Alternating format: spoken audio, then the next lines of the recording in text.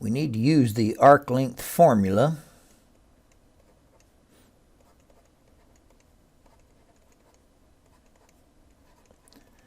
to find the arc length of this curve. So we need the derivative of that. The derivative of 2 sine t is going to be 2 cosine t. The derivative of 5t is going to be just a 5. The derivative of 2 cosine t is going to be negative 2 sine t.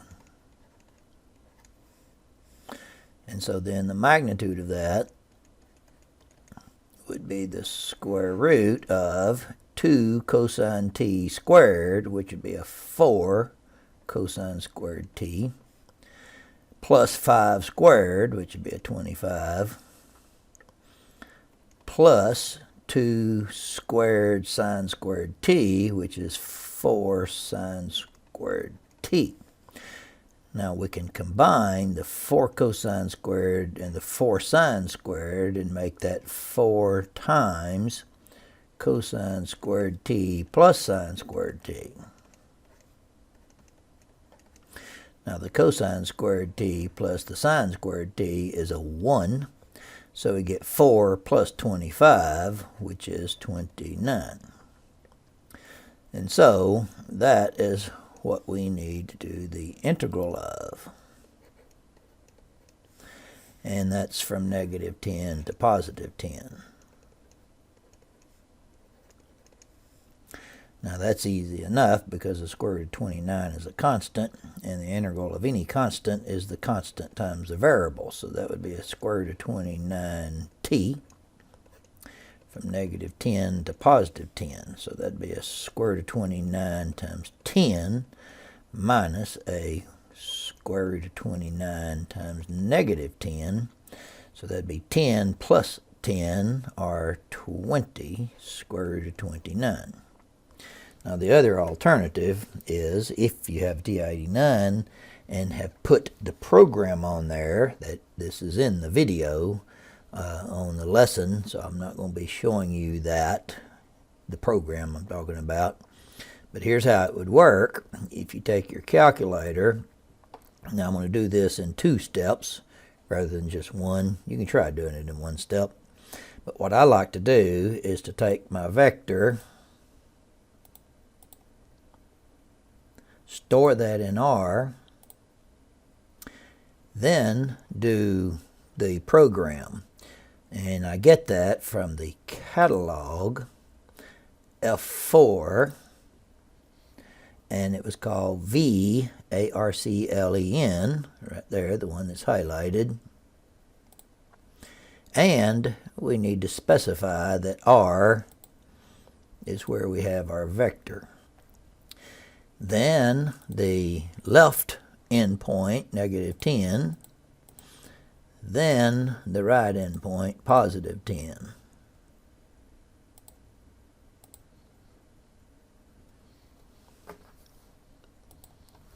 You see, in both of these we have the same function. So in the first one, we're trying to find the unit tangent vector. So we'll do the derivative of R. The derivative of 2e to the t is still 2e to the t. The derivative of e to the t cosine t, we have to use the product rule on that. The derivative of the e to the t is e to the t. We'll copy down the cosine t, plus we'll copy down the et and do the derivative of cosine t.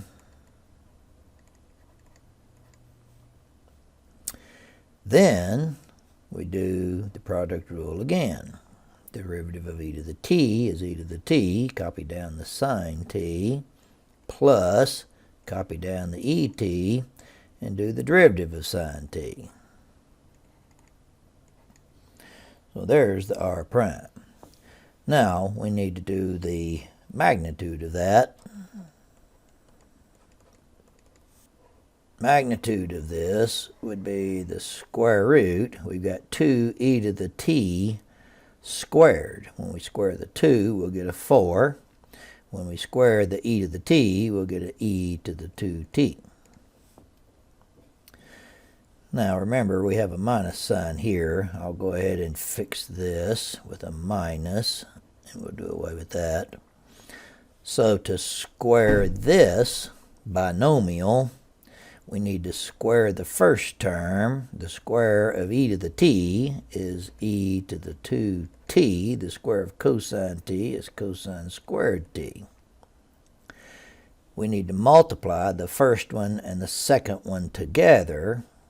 That would be a negative e to the 2t sine t cosine t, and double it. So that would be a 2 e to the 2t cosine t sine t.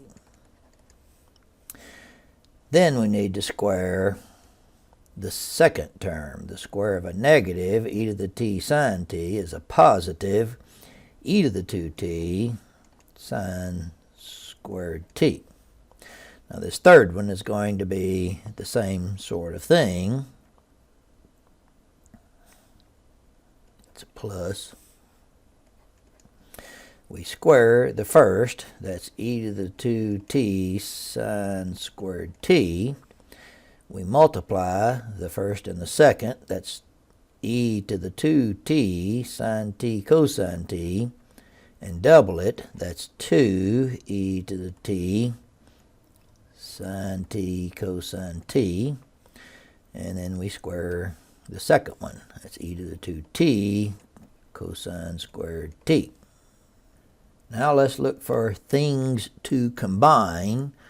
For example, here we have an e to the 2t cosine squared t.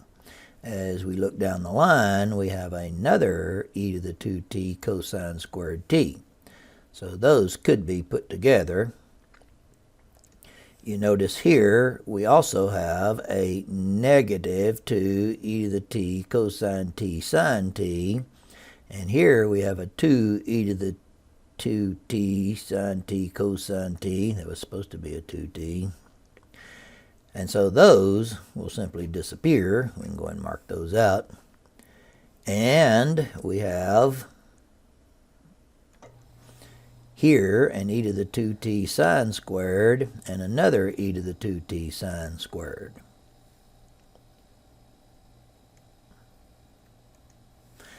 So combining all of those, we still have the 4e to the 2t. We've got the two cosine squareds, which is an e to the 2t and another e to the 2t, which is a 2e to the 2t. And we have the 2 e to the 2t sine squared t's. As you can see here, I'm going to try to do this without writing it all down again. We can take those two, factor out the 2e to the 2t's, and have cosine squared plus sine squared, which is 1. So that would come out a 4e to the 2t plus another 2e to the 2t, which would come out to be a 6e to the 2t. We can do the square root of the e to the 2t, that's just an e to the t. And so we can simplify that to just a square root of 6e to the t. So then our unit tangent vector is going to be the r prime, that's here, divided by the magnitude of r prime. So we just need to take that vector r prime, put everything over the square root of 6e to the t. I'll go ahead and write that out. It's going to be a 2e to the t over a square root of 6e to the t. As you can see, the e to the t's are going to be canceling, and we'll just have 2 over square root of 6. The second term, however, is going to be an e to the t times, I'm going to be factoring out these e to the t's, cosine t minus sine t. And that's over the square root of 6e to the t. And likewise, the e to the t's will be canceling. And the third term is an e to the t sine t plus cosine t. And the e to the t's will cancel. So we end up with a 2 over square root of 6, a cosine t minus sine t over the square root of 6, and then a sine t plus cosine t over the square root of 6.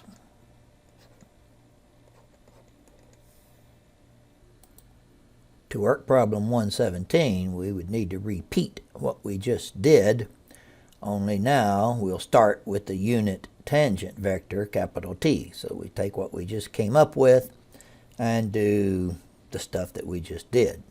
However, I want to show you this one on the TI-89. We'll enter our vector function R into the TI-89, which I've already done. Then we will go to the programs catalog F4 that we've created, and we've got one called the unit normal, UNORM. We select UNORM, put the R vector, and it does our answer for us. Now we could write all that down. However, we're trying to evaluate the unit normal vector at t equals 0. So we will take the answer and use this character to substitute a t equals 0. That character, by the way, is called the piped character. And there would be our answer.